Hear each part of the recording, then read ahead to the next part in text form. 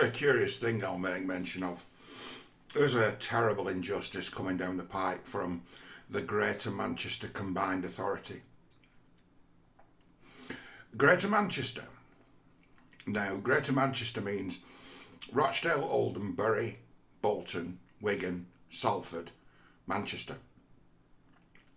It's been combined into one political body. Every single one of those councils is a Labour stronghold.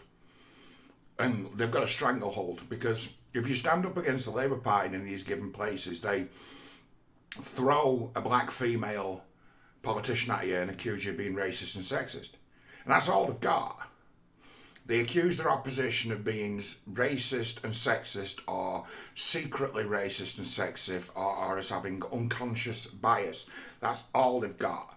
So it's like this cartel of fantasists have created an extra layer of government, and we've had foisted upon us a mayor of Greater Manchester. Now, he's got big ideas. He wants to be world famous. He wants to be the next Prime Minister. Seriously, Andy Burnham. He thinks he's fucking great. And in order to do it, he's putting out the biggest virtue signal in the history of virtue signalling, because he wants to be in the same set of people as like Greta Thunberg. He wants to be invited to all the best parties. He wants access to the best women. He wants access to free stuff. He wants to be getting invited to the Oscars. He wants to go be invited to the BAFTAs. He wants it so when he turns up to a football match and he's sat in the stand, that the camera locks onto him and says, there's the great hero Andy Burnham who turned Greater Manchester into the greenest place in Europe. That's what he wants. So it's like the Republic of Greater Manchester, the People's Socialist Republic of Greater Manchester. Well, you could say it's been the People's Republic of Rochdale, the People's Republic of Oldham, just dictatorships, single party dictatorships that are run a little bit like China. No one's accountable. Just a complete lack of accountability. So he's bringing in this clean air zone. Most places, the clean air zone would be like the square mile of the city centre. And they'll put signs up saying, you're not allowed to drive down this road between 8 p.m. and 6 p.m. And that'll be it. He's made all of Greater Manchester a clean air zone. All of it. Over 50% of it's rural. And he's putting cameras up everywhere. And his great plan is, anyone driving a commercial vehicle, which is a van, that isn't new, it's like anything that was made after 2015, they're going to charge you £10 a day for driving your own vehicle. Now, our local economies around here are extremely fragile and massively dependent on things like housing benefit, universal credit. It's like this is a poor place. I live in, there's a thing, you know when I say, there's things about me as to where I've had some bad luck in life. The worst decision I ever made was to move from OL 12 to OL 16.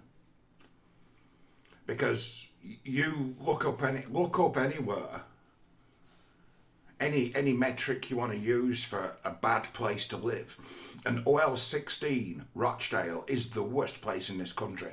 It's the worst place for unemployment. It's the worst place for people on the permanent sick. It's one of the worst places for crime. And around here, you've got like the highest insurance premiums in the country, where I live. It's like I moved here, right? And I was working when I moved here. And then in 2009, I lost my job. And I had a run of, I applied for 300 jobs without getting an interview. And it's because of where I live, I'll lose the postcode lottery. So it's like, if you look around here as to who's functioning, who's doing okay, right? Many of them are tradesmen, as you would expect. And every single one of them drives a van. Every single one of them. Whether they be glaziers, locksmiths, joiners, bricklayers, roofers. They all drive commercial vehicles, they all drive vans. And as of like March this year, they're all going to be charged £10 a day for driving their own vehicle. £10 a day. Now, a staggering number of these people cannot afford to buy a new vehicle. So they're just going to be massively out of pocket. They're going to go out of business. The knock-on effects of the clean air zone, it's weird as well, the clean air zone ends about a mile up the road from me. Greater Manchester actually ends about a mile away from where I live. As the crow flies, by road it's about 2 miles. As the crow flies, the boundary's about a mile away. So friends of mine who live just up the road in Whitworth, which is like just up the road from where I grew up, really, literally just up the road from where I grew up, they're not part of this. Because they're part of Lancashire. They're not part of Greater Manchester, they're part of Lancashire. And it's like a friend of mine who's got a business in Whitworth. If he wants to drive into Rochdale now, when that comes in, it's going to cost him £10 just to drive around Healy Corner. £10. So you think he's coming to Rochdale? No. I think he'd probably just go to Burnley. Or go to Blackburn, where there isn't a clean air zone.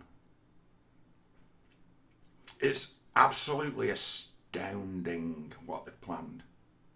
It's so ill-conceived, ridiculous, that it almost beggars belief. All right? So they've kept it as quiet as they could that they were doing this. They've hidden it behind COVID. This is Andy Burnham's great plan to make himself the king of virtue. And now people are starting to find out about it. And the people who are going to be affected by it aren't just tradespeople. So it's like, it's a good move, in life if you want to be practical. It's like, I'd rather have a van than a car any day. Why? Well, I only need 2 seats. I can put shopping in the back of a van. But in the back of a van, I can also make myself a few quid, can't I? I love a van. So there are many people who think like I do as to the flexibility of a van over a car is a win-win. Well, I could be driving around in, and this is an anecdote that I've just lifted straight off, and because I know about cars, I know about vans, I know a lot about vans. I am white van man. I've driven thousands of miles in brand new white vans. I am white van man. That guy who fucks you over at the lights and cuts in front of you, and his van's just, it's not obviously not his vehicle, so he doesn't give a fuck if it gets damaged or not. He just cuts you up. Well, that used to be me sometimes, the white man van. It's like, if you want, all the white van incidents of like near misses on the motorway between the years like 2005 and like 2012, if you want, you can blame me for all of them. So I've done some mileage in vans. I know something about vans. I know something about the practicality of those wonderful vehicles. And it's like, everyone who owns a van, you pull out your drive, you pay £10. On top of the fact you're already paying fuel duty, road tax, insurance. You're already being taxed by the mile because you're paying so much fuel duty. Fuel duty is the government's #1 source of income. You're already paying tax for every mile. Already. And there's no escape from it. But around here, unless you live half a mile or a mile up the road from me, every time you get in your van, whether it's the vehicle you use for work, the vehicle you use to commute, it's going to cost you a tenner a day. But at the same time, if you want an electric vehicle or one of these new, what do they call it, meets some European standard of, I think it's nitrous some nitrate oxide that they're trying to, like NOx or something, that they're saying is causing problems. And it's like, the Manchester Evening News made a claim the other day that car emissions cause dementia. I'm like, fuck off. So I looks this up and I Googles it.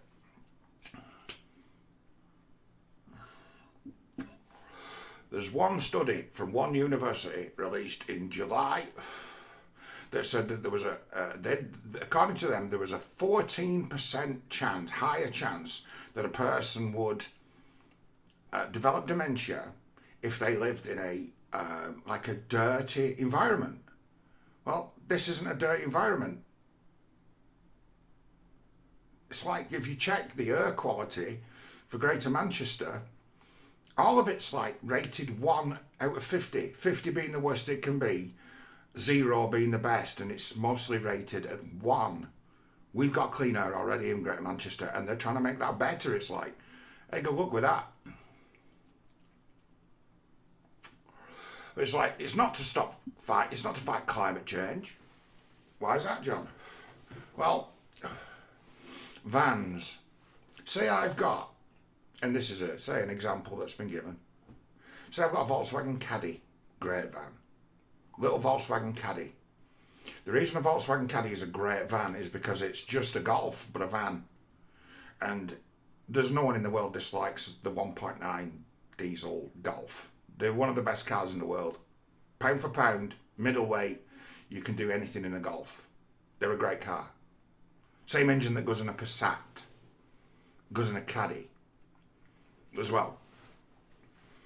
And it's like, the thing is a Volkswagen. It's like, it's got same steering wheel, same dashboard, same radio, same everything. It's just a van and not a car. So you've got a van and the guy next to you's got a Golf.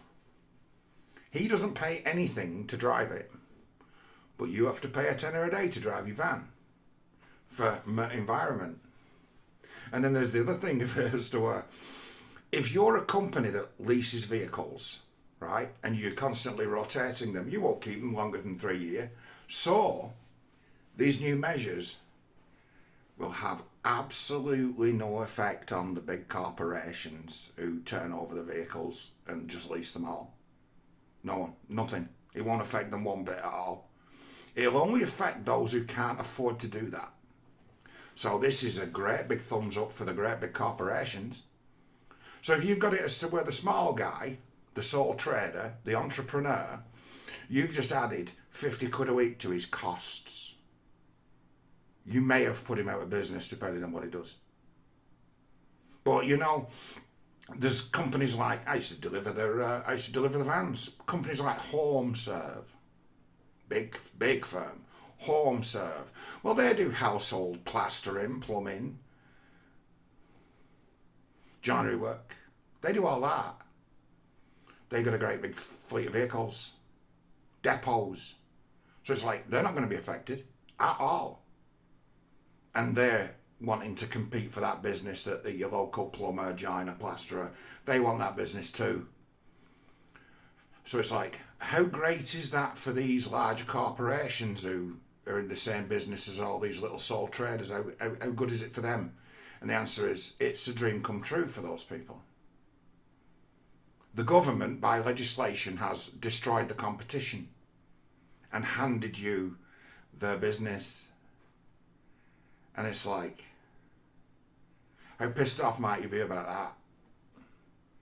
Personally, as far as I'm concerned, with the life I've had, it's just the next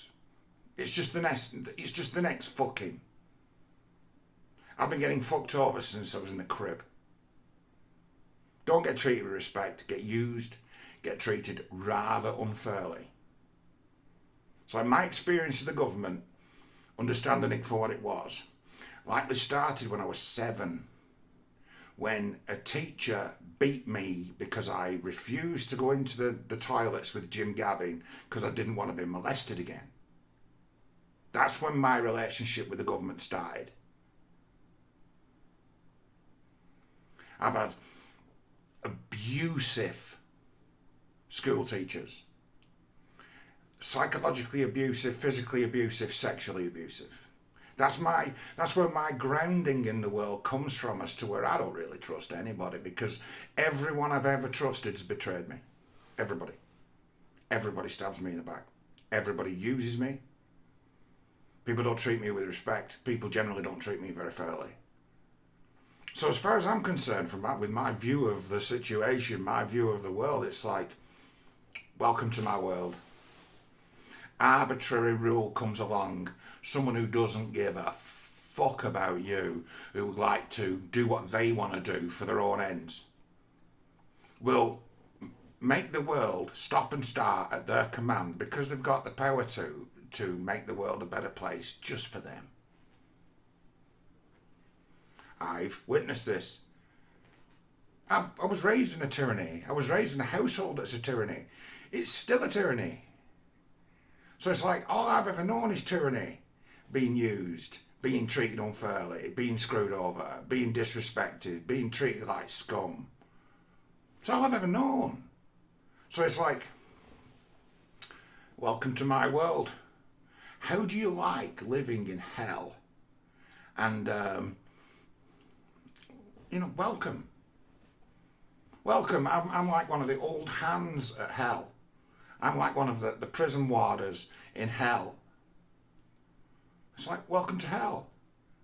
It's like, it's only just hit you, but it government overreaching its power and doing absurd things to punish you.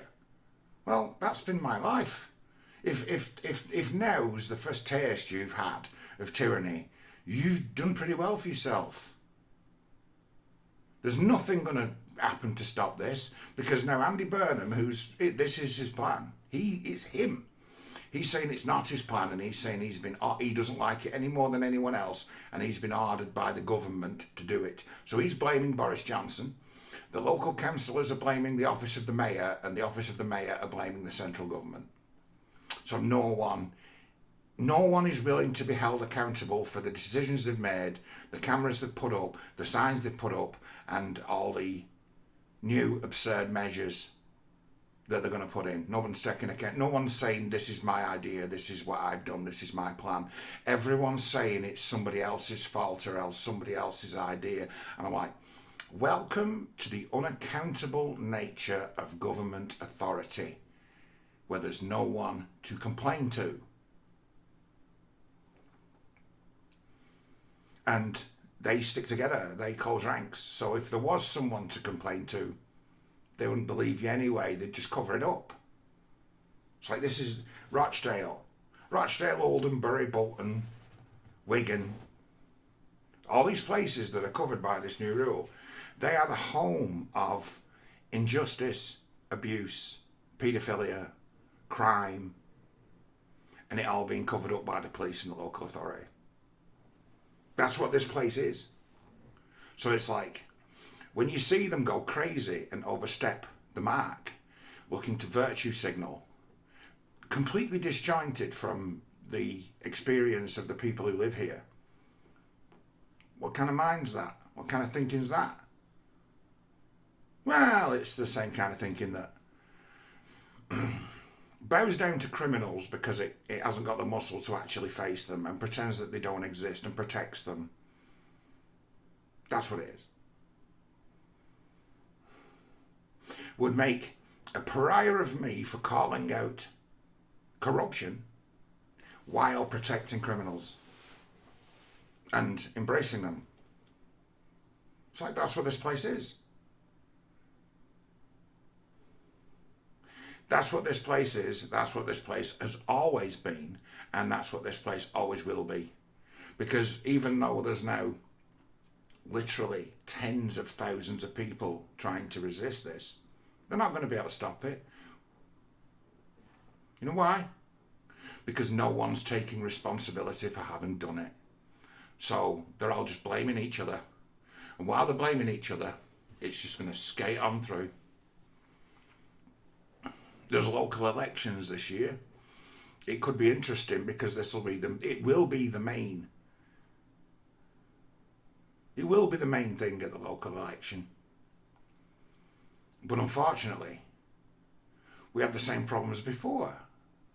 If people try and oust the Labour councils that have screwed them over like this, they'll be accused of being racist and sexist and have their lives destroyed for having the guts to stand against the Labour Party.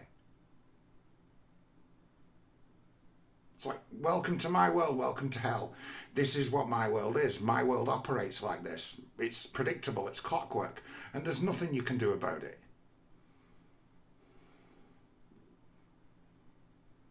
All you can hope to do is be ground up by its wheels and survive and live to tell the tale. And this is the tale.